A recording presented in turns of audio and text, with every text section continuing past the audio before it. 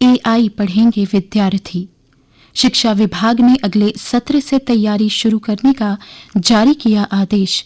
पहले अध्यापकों को किया जाएगा प्रशिक्षित, पढ़ाई करना होगा आसान। विकसित भारत के लिए असंगठित क्षेत्र में सुधार जरूरी। नीति आयोग ने भारतीय जीडीपी में 50% हिस्सेदारी वाले क्षेत्र में सुधार के लिए केंद्र सरकार को दिया रोड मैप। वर्ष 2024 से 2029 तक 4 चरणों में सुधार लागू करने का सुझाव। AI से जोड़ने पर कामगारों की आय में वृद्धि का जताया भरोसा। भारत ब्रिटेन व्यापार समझौते से निर्यात और निवेश बढ़ेगा। दोनों देशों में 24 जुलाई 2025 को हुआ था मुक्त व्यापार समझौता। 99% भारतीय निर्यात को शुल्क मुक्त बाजार मिलेगा। जीएसटी कटौती का लाभ उपभोक्ताओं तक पहुंचाना सुनिश्चित बनाएं, कहा मुख्य सचिव अटल डुल्लू ने। खुदरा मूल्य को संशोधित करें, पुराने स्टॉक पर भी नई कीमतें दर्शाएं। सरकार इन सुधारों को पूरी प्रतिबद्धता के साथ लागू कर रही है। राष्ट्रीय राजमार्ग पर नरसू में अमृतसरी हवेली सहित 3 दुकानें धराशायी। प्रभावित क्षेत्र में था कुल 10 इमारतों का एक बड़ा कॉम्प्लेक्स। 3 इमारतों को पहुंचा नुकसान, मालिकों की बड़ी परेशानी। जम्मू कश्मीर में डेंगू के मामले लगातार बढ़ रहे हैं। इस साल अब तक हुए डेंगू के टेस्ट में पॉजिटिविटी दर 9.8% तक पहुंच गई है। प्रदेश में अक्टूबर के दूसरे सप्ताह तक डेंगू के 1771 मामले आए हैं। सबसे ज्यादा मामले 755 जम्मू जिले से हैं। अब तक कुल 18,127 टेस्ट हुए हैं। वहीं जम्मू नगर निगम द्वारा डेंगू चिकनगुनिया पर रोकथाम के लिए फॉगिंग अभियान भी तेजी से जारी है। अफगानिस्तान ने लिया बदला, 58 पाकिस्तानी सैनिक मारे। अफगानिस्तान की तालिबान सरकार ने पाक की 25 सैन्य चौकियों पर भी कब्जे का किया दावा। पाकिस्तान ने भी अफगानिस्तान के 200 से ज्यादा सैनिकों व आतंकियों को ढेर करने की बात कही।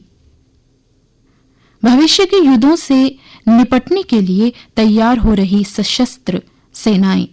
मथुरा के बाद अब उत्तरी कमान मुख्यालय चल रहा है युद्धाभ्यास। युद्धाभ्यास विद्युत विध्वंस में स्पेस साइबर वॉरफेयर पर मंथन। संचार अवरोध, साइबर हमलों से निपटने का दिया जा रहा प्रशिक्षण। अब कुछ अन्य समाचारों के साथ मेरी सहयोगी शिवांगी। धन्यवाद फरहीन। प्रदेश में मूल निवास प्रमाण पत्र और राशन कार्ड के बिना नहीं मिल रही पेंशन। जिला विधिक सेवा प्राधिकरण जम्मू पैनल टीम ने वृद्धाश्रम का किया दौरा। भगवान विश्वकर्मा के जयकारों से गूंजा शहर। ढोल नगाड़ों के साथ निकाली गई शोभा यात्रा। बड़ी संख्या में श्रद्धालु हुए शामिल। डुग्गर उत्सव का आयोजन आज से GCW गांधीनगर में होगा 2 दिवसीय उत्सव। विभिन्न प्रतियोगिताएं होंगी आयोजित। बिखरेंगे कला और संस्कृति के रंग। राजौरी में आतंकियों के साथ मुठभेड़ में 5 दिन बाद उत्तरी कमान के लेफ्टिनेंट जनरल प्रतीक शर्मा राजौरी पहुंचे। उन्होंने जवानों को नियंत्रण रेखा के पार होने वाली हर गतिविधि पर कड़ी नजर रखने के दिए निर्देश। जोनवार कलर कोटेड प्लान ई-रिक्शा को नहीं रास। किराया नहीं किया निर्धारित, 15 और स्टैंड स्थापित करने पर कुछ नहीं हुआ। 23 से लागू होगा कलर कोटेड प्लान। भारत की पहली अंतर्राष्ट्रीय डाउनहिल MTB साइकिल रेस का जबरवन लेजेंड सीरीज के तहत गुलमर्ग में आयोजन किया गया। रविवार को फाइनल रेस हुई, जिसका उद्घाटन प्रदेश सरकार के कैबिनेट मंत्री सतीश शर्मा ने किया। ब्राजील के डगलस बने जबरवन लीजेंड सीरीज के विजेता 18 राज्यों और 9 देशों के खिलाड़ियों ने लिया भाग। दिवाली के साथ साथ सूर्य उपासना के महापर्व छठ पूजा तैयारी भी जोर शोर से शुरू हो गई है। बड़ी ब्राह्मणा सिडको मैदान में महोत्सव के लिए अनुमति।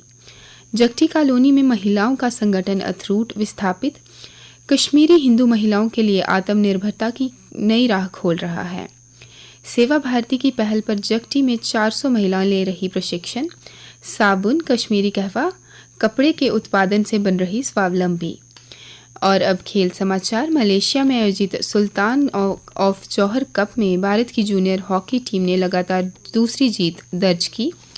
भारतीय टीम ने न्यूजीलैंड को 4-2 से हराया। भारतीय टीम का अगला मुकाबला चिर प्रतिद्वंदी पाकिस्तान से मंगलवार को होगा।